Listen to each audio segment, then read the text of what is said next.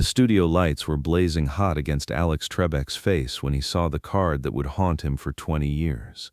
It was March 15, 1987, and tucked between routine answers about geography and literature was one response that would destroy a mother's last hope.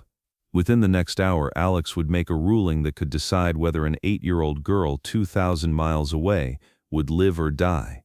And the most terrifying part, nobody in that studio audience of 300 people would have any idea what was at stake. But that unseen mistake would decide the future of someone who wasn't even in the studio. The Jeopardy studio was buzzing with pre-show energy, but tonight felt different. Contestants getting final touch-ups, producers checking cameras, audience settling in. Alex had been hosting for 3 years, developing his signature rhythm, calm, measured, always in control. The distinguished host with silver hair had become America's trusted quizmaster, what made him feel safe to millions of families, but tonight fairness would fail. Margaret Henley sat rigidly in the champion's podium, her small hands folded so tightly in her lap that her knuckles were white. She was 34 years old, a soft-spoken librarian from Portland, Oregon, with kind eyes behind wire-rimmed glasses that kept sliding down her nose when she got nervous.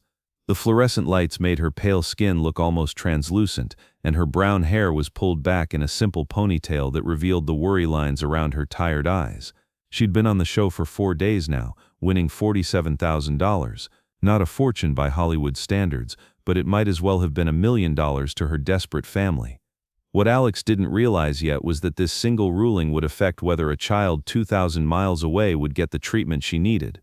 What nobody in that studio knew was that Margaret's 8-year-old daughter Emma was watching from a hospital bed in Portland's Children's Hospital, her body connected to machines that beeped through the nights. Emma had been battling leukemia for 2 years, and treatments were draining the family's savings faster than Margaret could earn them. This wasn't entertainment for Margaret. It was hope, showing her dying daughter that sometimes, if you're brave enough, miracles happen. The red recording light flickered on. Alex straightened his burgundy tie, the one Emma had picked out during a better day. He smiled his familiar smile. "Good evening, ladies and gentlemen, and welcome back to Jeopardy! I'm your host Alex Trebek, and we're ready for another exciting game." Theme music swelled. Everything was exactly as it should be. Everything except what was coming next. The first round went smoothly. Margaret was sharp, building her lead steadily. During commercial break, she approached Alex with that nervous smile contestants wore when sharing something personal.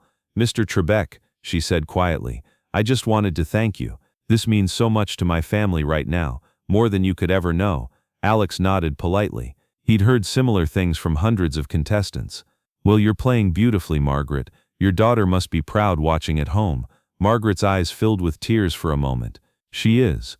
She's my whole world, Mr. Trebek." Alex felt something tighten in his chest, but the floor manager was already counting down. Back in 5, 4, 3. They were back in the game, but something had shifted, like the moment before a thunderstorm. Alex found himself watching Margaret differently during the second round, studying her with new attention. The way she pressed the buzzer with such desperate determination, as if each question was truly a matter of life and death. The way she took a deep breath before each answer, steeling herself for battle. The way her voice never wavered, even when she was uncertain, because she couldn't afford to show weakness. Not when so much was riding on her performance in this fluorescent-lit studio. But what Alex didn't know was that this mistake would resurface 20 years later in a way he never imagined. Then came the Daily Double, hidden in the medical advances category. Margaret found it for $1,600, leading by $3,200. The answer appeared. This treatment, involving the patient's own bone marrow, has shown promising results in pediatric leukemia cases. Alex read it aloud, throat unusually dry. Margaret closed her eyes, lips moving silently. When she opened them, Alex saw something that made his stomach drop. This wasn't just trivia. This was personal, about her daughter fighting for life. If Margaret missed this question, her entire game and everything she was playing for would begin to collapse. "What is an autologous bone marrow transplant?" Margaret said, barely a whisper, but absolutely confident. She knew this answer. She'd lived it. The judges huddled immediately. Alex felt his pulse quicken. Something was wrong. The lead judge, Patricia Faulkner, was shaking her head, pointing at her clipboard with emphasis. He had less than 10 seconds to make a decision that would change everything, and he was about to make the wrong choice. "I'm sorry, Margaret," Alex said, his voice carrying across the silent studio. The correct response we were looking for was what is autologous bone marrow transplantation. We needed the complete medical terminology. Margaret's face crumpled for a second. She'd lost $1,600, dropping her lead significantly. She'd missed a question about the very treatment her daughter needed. But here's what nobody else knew. Here's what would keep Alex Trebek awake every night for 20 years. Alex had seen the correct answer printed clearly on his blue card before the show started. The card, printed in the show's standard format, read in bold black letters, "Autologous bone marrow transplant, OR transplantation, both acceptable." The OR was underlined twice in red ink, standard protocol for alternate acceptable answers. Margaret's response wasn't just correct, it was explicitly approved by the show's research team. But in that crucial moment, with the blazing studio lights and mounting pressure, and the judge's confident head shaking, Alex had done something he'd never done before in his professional career. He'd doubted his own judgment. He'd deferred to their authority instead of checking his card, the one right there in his hands. He'd made the biggest mistake a game show host could make. He'd been unfair to someone who needed fairness most. The rest passed in a blur. Margaret fought back desperately, but momentum had shifted. She lost her championship by $800 less than she'd lost on that wrongly decided daily double. Credits rolled. Audience filed out. Alex sat frozen, staring at the card in his hands. There it was, autologous bone marrow transplant, OR transplantation, both acceptable. Margaret had been completely right, and Alex had cost her everything. Margaret approached Alex after the taping, her eyes red-rimmed but her smile brave and gracious in defeat. She moved with the quiet dignity of someone who'd faced much worse disappointments than losing a television game show. "Mr. Trebek," she said, her voice steady despite everything that had happened, "I just want you to know, my daughter Emma is going to be so proud of how far I made it. 4 days on Jeopardy. That's more than most people ever get to experience."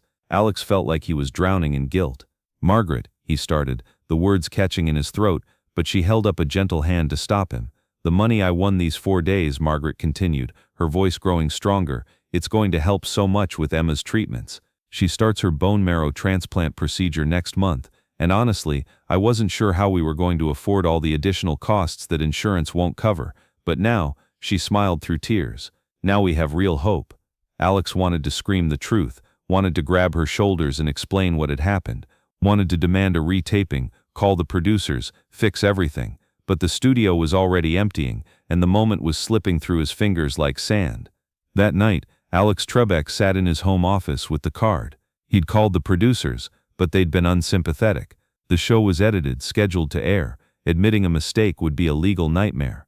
"Let it go, Alex," the executive producer had said. "It's just one question." But it wasn't just one question. Not to Margaret, not to Emma. But it wasn't just one question. Not to Margaret, not to Emma. Alex started writing a letter. About the mistake, the correct answer, how sorry he was. About Margaret's courage and Emma's fight. He wrote until his hand cramped and eyes burned. Then he threw it away. Because what good would it do? The money was gone. The championship was gone. For 20 years Alex carried that moment with him like a stone lodged permanently in his chest. Every single night before bed, he'd remember Margaret's face when he'd ruled against her, the brief flash of confusion and hurt before she'd composed herself with remarkable dignity. Every morning when he woke up, his very first thought was of Emma, wondering desperately if she'd survived the transplant, if the treatments had worked. If the money Margaret could have won would have made any meaningful difference in their struggle. The card from that night took up permanent residence in his desk drawer at home, never at the studio, never filed away with the show's records. Always at home, where he had to see it every time he sat down to write or answer fan mail. A constant reminder of the night he'd failed to be the man he'd always believed himself to be. Alex tried to overcompensate after that, double-checking every ruling obsessively. He became the most careful game show host in television history, but the guilt never left. And then, October 12, 2007, exactly 20 years later, something extraordinary happened. Alex was signing autographs after a charity event in Portland, Oregon, the same city where Margaret had lived. The irony wasn't lost. He'd chosen this charity, helping families with medical expenses, because of that night. The line was long, older fans who'd watched for decades. He was running late, but Alex never disappointed people who'd taken time to see him. Before she said her name, Alex already knew exactly who she was. Near the end stood a young woman in her late 20s, radiantly healthy with bright eyes and a familiar warm smile. She held a small photograph like a treasure. When she reached his table, those eyes, Margaret's eyes, looked directly into his. "Mr. Trebek," she said, voice strong with her mother's Oregon accent. "I'm Emma Henley. My mother Margaret was on your show in 1987. The room tilted. Alex's composure cracked. His hands shook as he set down his pen. "She passed away 5 years ago," Emma continued matter-of-factly, "but before she died, she asked me to find you if I could. She wanted me to give you this." Emma handed him the photograph, hands that belonged to a survivor, Margaret holding young Emma in a hospital bed, both smiling despite everything. On the back in Margaret's handwriting, "Dear Mr. Trebek, Emma beat the cancer. The money from Jeopardy helped pay for her treatment. You gave us hope when we needed it most, and helped save my daughter's life. We can never thank you enough. Margaret Henley, 1987. Alex stared at it, hands shaking violently. When he looked up, Emma watched with gentle concern. "Mr. Trebek," she said softly, "are you okay? You look like you've seen a ghost." For the first time in 20 years, Alex realized telling the truth might hurt more than the lie he'd been living with. Alex tried to speak but couldn't. Finally he whispered, "Your mother, she was one of the most remarkable women I ever met in 30 years of television." Emma's face lit up with joy. "She always said you were her favorite person on television. She watched every day until the end. Always remembered you. Always talked about how fair and kind you were." Fair. The word hit Alex like a sledgehammer. "Would you like to have dinner?" he asked. "I'd love to hear more about your mother. And you." Over dinner, Alex learned about Margaret's life after the show, how she'd used every penny of her winnings for Emma's treatments, how she'd never remarried because Emma's care took all her time, how she'd worked double shifts but never complained. She used to say appearing on Jeopardy was the bravest thing she'd ever done, Emma said. Not because of questions but because she was terrified of television. But she did it anyway, for me. Then Emma said something that made Alex's blood run cold and hot. There was one question she always wondered about. Something about bone marrow transplant, the exact treatment I needed. She was certain she'd gotten it right, but they said she didn't. She used to joke that if she'd gotten that one right, she might have won enough for a new car. Emma laughed. Mom drove that same beat-up Honda until she died. This was it. After 20 years of crushing guilt, he could finally tell the truth, clear Margaret's memory and his conscience. The words burned in his throat. "Your mother was completely right. I made an unforgivable mistake." But looking at this remarkable young woman, healthy and radiant with life, he realized something that stopped him cold. The mistake he'd made 20 years ago had tortured him for decades, stolen his sleep, filled him with guilt and regret that never faded. But it hadn't destroyed Margaret's life. It hadn't killed Emma. Margaret had somehow found a way, with the money she'd actually won, to get her daughter the life-saving treatment she desperately needed. Emma had survived, become a doctor herself, specializing in pediatric oncology, dedicating her life to saving other children the way her mother had saved her. Margaret had died believing Alex Trebek was a good man who'd helped give her family hope. Did Emma need to know her mother had been robbed? That her hero had failed her in the moment that mattered most? For the first time in 20 years, Alex understood that sometimes protecting someone else's peace is more important than relieving your own guilt. Alex took a deep breath. "Your mother was right about many things. She was one of the finest people I ever encountered. You should be proud to be her daughter." Emma smiled, that radiant smile, so like her mother's. "I am. Every single day." That night, Alex opened his desk drawer one final time. The yellowed card was still there, showing Margaret's correct answer. Instead of burning it as he'd planned for 20 years, he wrote a new note. "Margaret Henley, Portland, Oregon. One of the bravest women I ever knew. She played for love, not money. She won in every way that truly mattered. Her daughter survived, thrived, and became a healer. Sometimes the most important victories happen far from the cameras." A.T. October 12, 2007. He put the card in a frame on his desk, not as a reminder of failure, but of Margaret's courage and love. The mistake Alex Trebek had made in 1987 would always be part of him, woven permanently into the fabric of who he was as a man.